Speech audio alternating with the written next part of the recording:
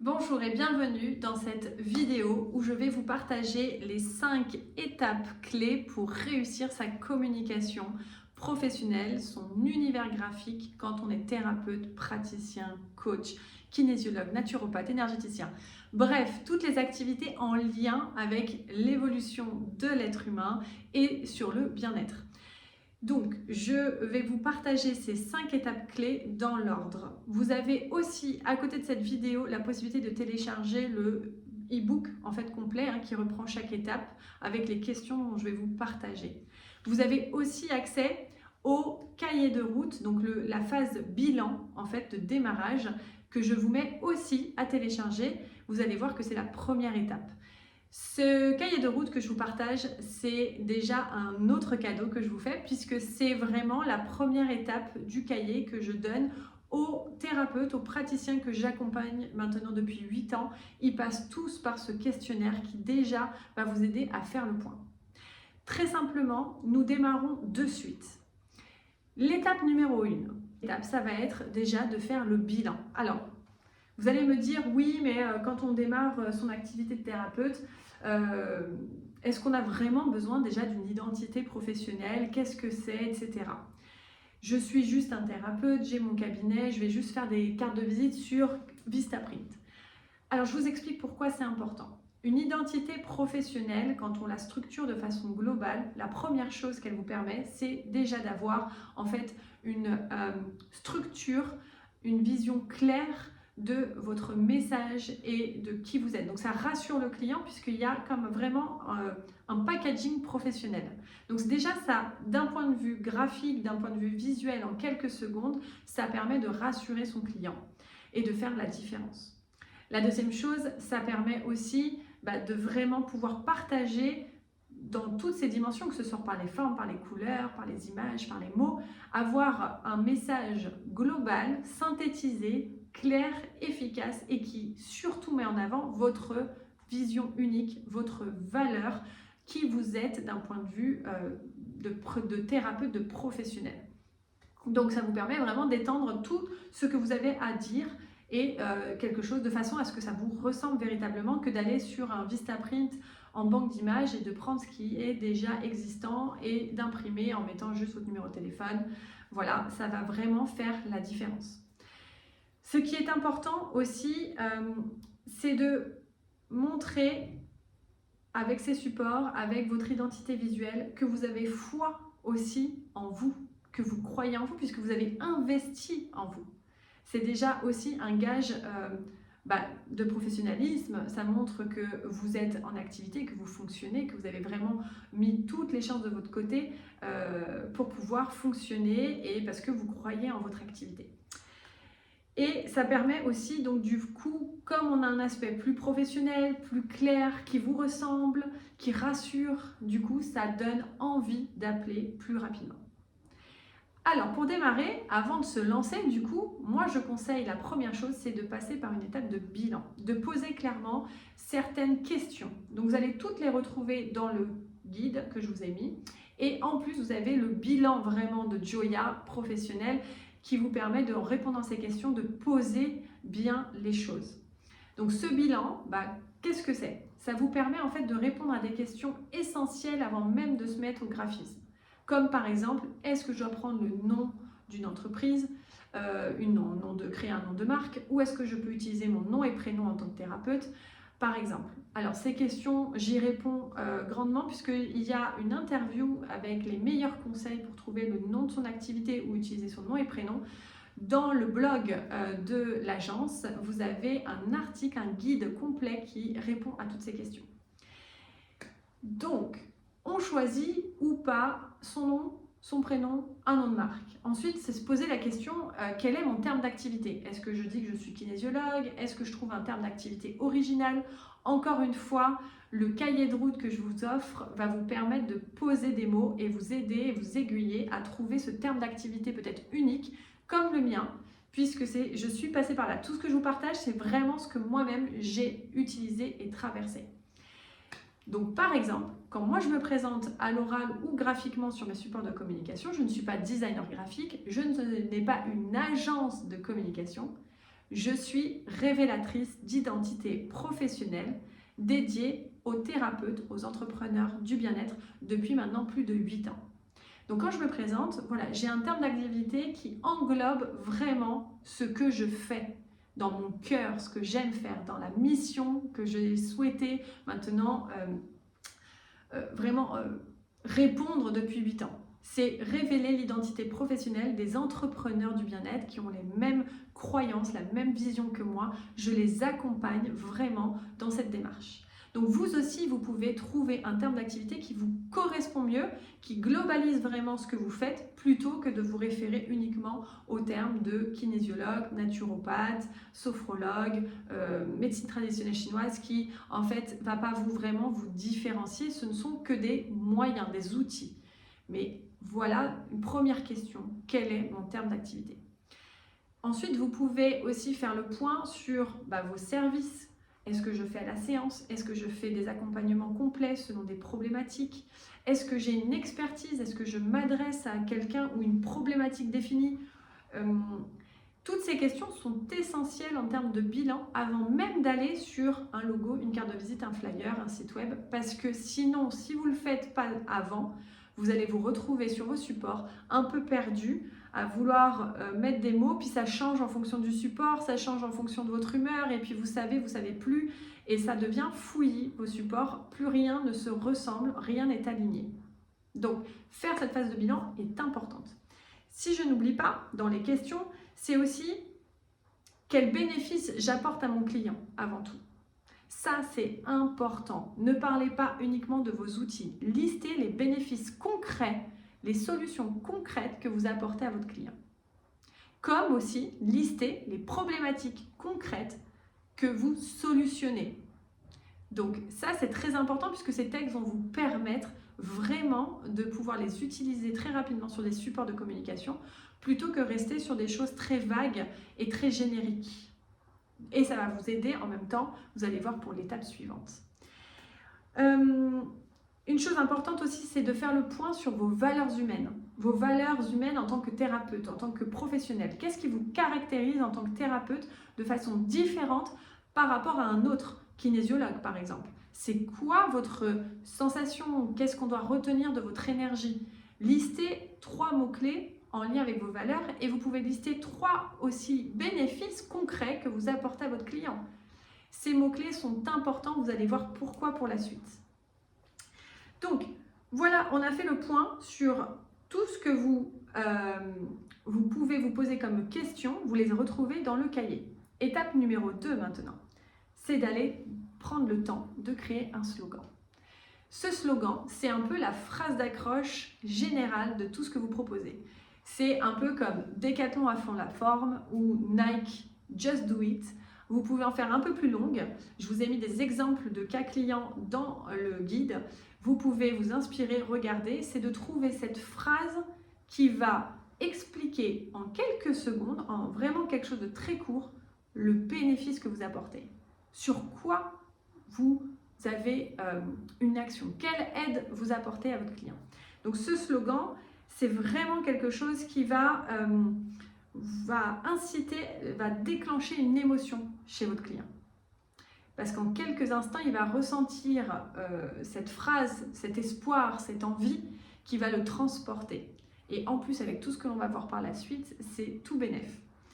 Donc, pas plus de 150 caractères, très important pour pas que ça devienne très long. Mais expliquez vraiment le bénéfice que vous apportez et comment vous l'apportez. Donc, ça peut être retrouver votre totale liberté d'action ou de mouvement en vous connectant, en vous alignant à votre énergie. Par exemple, je vous donne un cas d'exemple comme ça. 3e étape, c'est de créer un logo. Créer son logo, c'est important. Alors, souvent, on a cette idée en tête en se disant « Oui, non mais le logo, c'est surtout pour les grosses entreprises. » Eh bien non, le logo, c'est en fait un symbole, un moyen de mémoriser très rapidement sur un support de communication. Quand on l'a vu une fois, on le repère une deuxième fois. C'est un jeu de mémoire. Donc, il est très important aussi pour votre client d'identifier, parce qu'il a vu passer votre site et puis un autre jour un flyer et une carte de visite, hop, ça fait un repère visuel. Mais surtout, ce que j'aime dire avant tout, c'est que ce logo, c'est vraiment la cerise sur le gâteau. C'est vous vous offrez à ce moment-là un vrai bijou, un cadeau qui va en fait représenter l'essence de votre activité. C'est pour ça qu'il est important de se poser avant de faire le logo et je vais vous montrer, je vais vous expliquer comment créer un logo vraiment qui vous ressemble. Donc très important, ce logo n'est pas que pour les grandes marques, c'est aussi pour vous dans votre entreprise. Et en même temps, ce que j'adore expliquer, c'est que le logo est un vrai chemin vers l'affirmation de qui je suis professionnellement et qui va faire ma différence. Parce que dans la recette de création d'un logo, ça ne se crée pas comme ça parce que j'ai vu un papillon et que je trouve ça joli, ou qu'on m'a dit que les arbres c'était très bien pour exprimer le bien-être. Non, non, non, ça ne se passe pas comme ça. La création d'un logo, c'est vraiment avant tout en lien avec vos valeurs en tant que thérapeute. Donc on reprend l'étape précédente, l'étape numéro 1 du bilan. Retrouvez vos valeurs, il faut que dans l'image, dans les couleurs, dans tout ça, on ressente vos valeurs en tant que praticien, en tant que thérapeute.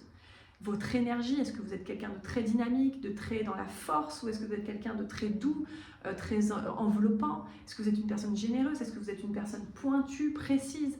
Ça, c'est très important. Et puis en même temps, il va exprimer les 3 bénéfices que vous apportez en priorité. Il ne va pas tout dire le logo, il doit dire l'essence de votre activité. Donc c'est très important de reprendre cette phase de bilan puisqu'elle va vous permettre de choisir ou de dessiner un logo sur mesure. Donc la première chose, c'est que vous pouvez très bien choisir de trouver un logo sur une banque d'images. Donc sur les banques d'images aujourd'hui, vous pouvez trouver des logos, attention aux droits d'auteur bien entendu. Vous pouvez choisir des formes en tapant des mots-clés et donc quand vous voyez la liste de ces symboles, vous pouvez décider voilà, que ce logo-là, il exprime ces 3 valeurs et ces 3 bénéfices. Donc vous pouvez choisir à travers une banque d'images. Vous avez aujourd'hui la possibilité aussi de faire des logos vous-même grâce à des logiciels gratuits comme sur Wix.com. Ils vous proposent, en répondant des questions tout simplement, dont en exprimant ces mots-clés dont je vous ai parlé, créer votre logo. Vous pouvez aussi le faire avec Canva, il y a la possibilité. Et le top du top, c'est de pouvoir faire appel à une agence qui va vous le créer sur mesure, bien entendu. Mais très important, et ça c'est des conseils que j'aime donner aux thérapeutes, choisissez bien votre agence parce qu'aujourd'hui, on peut trouver tout type de prix, tout type de prestations. Et en fait, il y a beaucoup d'agences qui font maintenant peu de graphisme et qui vont aller sur des banques d'images parce qu'ils vont faire des prix très réduits. Du coup, ils vont réduire leur temps de dessin. Ils vont aller plutôt sur des banques d'images pour chercher et ils vont prendre des logos qui existent en fait, qui sont déjà stockés pour y mettre votre nom et vos couleurs. Donc très attention, choisissez bien l'agence de communication qui va vous accompagner. Ce qui est très important, c'est de voir si cette agence a vraiment un sens humain, c'est-à-dire qu'elle prend le temps de vous écouter au démarrage, d'avoir un temps d'échange, de comprendre votre métier. Ça, c'est essentiel. C'est pour ça qu'après, nous, Joya, en tout cas pour ma part, on s'est spécialisé dans ce secteur puisque, étant fille de thérapeute, vivant dans ce monde et dans ces croyances-là, pour moi, c'est important de travailler avec des gens avec qui j'ai une connexion. Donc, très important, évaluer, est-ce que les personnes sont disponibles, est-ce qu'elles sont à l'écoute, est-ce qu'elles comprennent mon secteur d'activité ou est-ce que je suis un extraterrestre pour eux. Ça va être très difficile de travailler avec des gens qui vont créer quelque chose pour vous s'ils ne comprennent pas ce que vous faites et n'y croient pas. C'est très important. Donc, bien choisir l'agence qui va nous créer ce logo. Et si vous le souhaitez, vous avez très bien sur le site de l'agence tous les prix qui sont affichés pour la création d'une identité, d'un logo, d'un site web. Tout est transparent.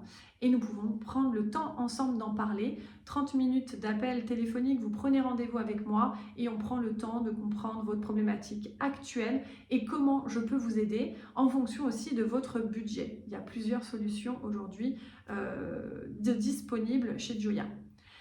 Voilà, donc ça c'est pour l'étape du logo. Ensuite, étape suivante, on va dire que le logo est prêt.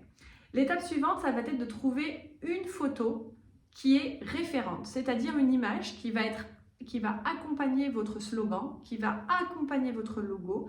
Ça serait une photo qui va exprimer en fait ce que vous dites dans votre slogan, le bénéfice que vous apportez. Une image qui résume votre univers. Donc le top du top, c'est de faire appel à une photographe qui va vous mettre en scène. Ça, je le fais régulièrement avec des clientes avec qui je travaille pour faire des flyers ou des sites web.